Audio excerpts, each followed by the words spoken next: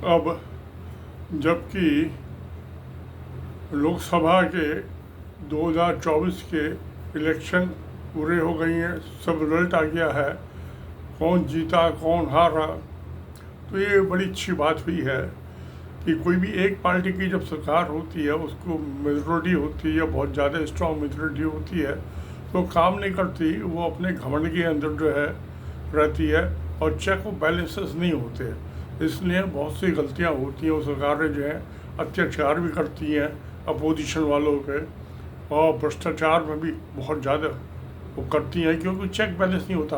तो गवर्नमेंट का सिस्टम है, समाज का सिस्टम है कि हर चीज़ में चेक और बैलेंस होनी चाहिए। अब की दफ़े अच्छा ये हुआ है कि 272 सीटें चाहिए किसी भी पार्टी को मेजोरिटी में पार्लियामेंट में आने के लिए। तो अब की दफ़े क्या हुआ है, जो बीजेपी जो थी, जिसको पहले 300 और फिर 303 सीटें मिली थी, बहुमत से बहुत ज़्यादा जो थी, अब की दफ़े से 240 सीटें मिली है। अब मैं उसमें नहीं जाना चाहता कि ये 221 जो 61 सीटें कब कैसे हो गई। 61 सीटें कम हो गई नहीं, एक जो है 25% जो है तकरीबन सीटें बीजेपी की कम हो गई लोकसभा में, हार गई पार्टी है। तो ये तो जनतंत्र है, लोकतंत्र है, इसमें जीत तो हार होती रहती है। अब जो डिफरेंस बचा, तो 240 बीजेपी के और 234 अपोजिशन के, कांग्रेस के, जिसमें से 99 या 99 सबसे बड़ी पार्टी बन के आई है 2 नंबर की। तो यानी कि सर तकरीबन 6 सीटों का फ़र्क है। अब ये जो उसको दोनों में, अब दोनों को ही जो है सरकार बनाने के लिए एक्सटर्नल सपोर्ट चाहिए। एक्सटर्नल सपोर्ट कहाँ से मिल सकती है? एक तो है नीतीश कुमार, बिहार का चीफ मिनिस्टर, उसकी पार्टी है, हालांकि उसकी जो है 16 सीटें हैं, मगर अगर जो उसको प्रधानमंत्री बना दिया जाए तो जो किसी की हिम्मत नहीं है, और बिहार के अंदर जो है सारी पार्टियां जो है उसको सपोर्ट कर देंगी, तो उसकी 15 जो सीटें हैं, उसमें 15-16 सीटें हैं जो जीत के आई है, वो जो है कहीं जाके 35-40 हो जाएगी। इवन बीजेपी के भी जो एमपी हैं वहाँ से, बिहार से, वो भी उसका अपोजिशन नहीं करेंगे कि पहली दफ़े हमारा बिहारी भाई जो है जो प्राइम मिनिस्टर बन रहा है, तो एक तो वो डिपेंडेंट रहेगा, और इसमें अच्छा, और अकेला नीतीश कुमार ही इतनी सपोर्ट दे सकता है इंडिया अलायंस को कि वो अपनी जो है बहुमत की सरकार बना ले। और बहुमत की सरकार तो ये खिचड़ी सरकार में किसी की भी नहीं रही पिछले 30 साल में। पिछले 2 साल छोड़ दें मोदी के, तो उससे पहले 30 साल में किसी की नहीं रही, और जिसके 30-32 MP थे वो भी प्राइम मिनिस्टर बन गया। मगर नीतीश कुमार जो है उससे ज़्यादा स्ट्रॉन्गर पोजीशन में है। दूसरा है चंद्रबाबू नायडू। चंद्रबाबू नायडू की 15 सीटें हैं, तो इस तरह से 31 सीटें हैं।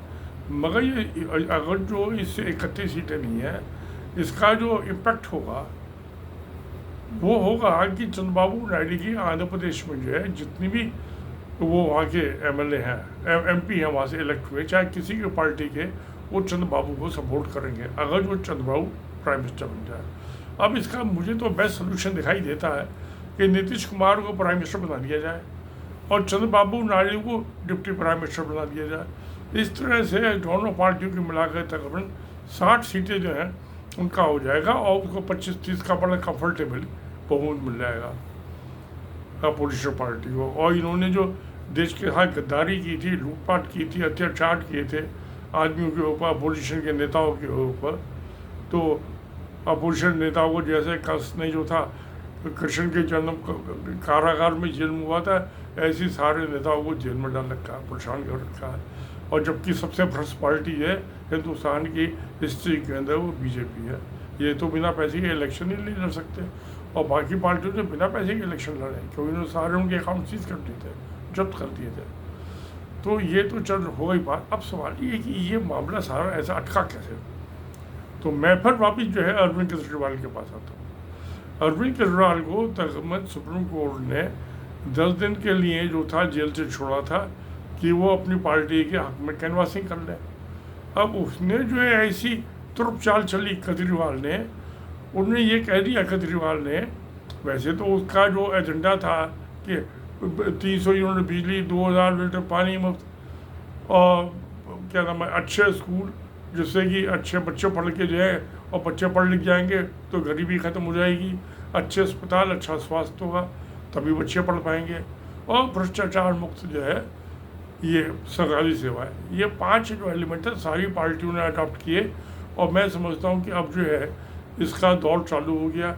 बेईमानी से तो बाद नहीं आएंगे ये नेता, मगर शायद वो 5 अच्छे स्कूलों पे जो फोकस किया, अस्पतालों पे, बिजली भी सभी पार्टियों ने कहा किसने कहा 2 यूनिट देंगे, किसी ने कहा 30 यूनिट देंगे, ऐसे पानी का भी कहा। तो नहीं, केजरीवाल का जो एजेंडा था कि हम पॉलिटिक्स को सुधारने आए हैं, अब पॉलिटिक्स नहीं करने आए हैं, तो उसमें तो कामयाब हो गया। मगर जो एक और बात करी है, सांप छुटंदर वाली हालत कर दी बीजेपी की यूपी के अंदर, और उस अरविंद केजरीवाल ने 2 दफ़े ये कहा अपने भाषण में, कई दफ़े कहा है ये कि इसमें अब जो चुनाव हो रहा है, जो मोदी जी कह रहे हैं, ये मैं कि मोदी की गारंटी है। मोदी तो 1.25 साल 1.5 साल प्राइम मिनिस्टर रहेंगे, इनके 75 साल की एज हो जाएगी। तो आरएसएस ने जो है 75 साल की रिटायरमेंट की एज फिक्स की भी है बीजेपी के लिए। सब नेताओं का कि अडवाणी, मुंडे मनोज जोशी, यशवंत सिन्हा है, और एक वो थे हिमाचल के थे, बड़े अच्छे आदमी थे, चीफ मिनिस्टर रहे, सेंट्रल गवर्नमेंट में मिनिस्टर रहे, तो उनको सबको रिटायर किया, तो मोदी को भी रिटायर होना होगा। तो ये मोदी जो है गारंटी पूरी नहीं कर पाएंगे। ये तो अमित शाह के लिए वोट मांग रहे हैं, अपने लिए थोड़ा ना मांग रहे हैं, वो भी पता है मोदी जी को। और जैसे ही क्या नाम है ये इलेक्शन ख़त्म होंगे, ये 2 महीने के अंदर जो यूपी के चीफ मिनिस्टर हैं योगी आदित्यनाथ, इनको हटा देंगे, क्योंकि जब सत्ता जो है अब इसके शाह के हाथ में आएगी तो इसकी तो दुश्मनी है योगी से, तो ये तो फौरन हटा देगा योगी को आते के साथ ही। अब ये ठाकर योगी जो है आदित्यनाथ, ये ठकराई जाग गई, इसने वो चाल चली कि यूपी की 80 सीटों में बीजेपी को आधी से भी कम सीटें मिली हैं, 39 ही सीटें मिली हैं, और कांग्रेस और एसपी है इनको जो है 41 सीटें मिल गई। तो इसने जो है जो ये केजरीवाल ने जो ये तुरुप चाट खेली, बीजेपी की साफ छुछुंदर वाली पोजीशन होगी। और आज सिर्फ सरदेसाई जब इंटरव्यू कर रहे थे अरविंद केजरीवाल का, तो उन्होंने पूछा केजरीवाल से कि भाई ये आप जो है अपने जो अपोजिट पार्टी है उसमें बंटवारा डिवीज़न पैदा कर रहे हो। कहा मुझे क्या मतलब डिवीज़न, उनकी पार्टी का काम हो जाने। मैं तो बात सच्चाई कह दी कि मोदी जो है 1.25 साल 1.5 साल के लिए प्रधानमंत्री हैं, उसके बाद ये रिटायर हो जाएंगे, उसके बाद अमित शाह प्रधानमंत्री बन जाएंगे। अमित शाह जो है इसको हटा देंगे, योगी को जो है।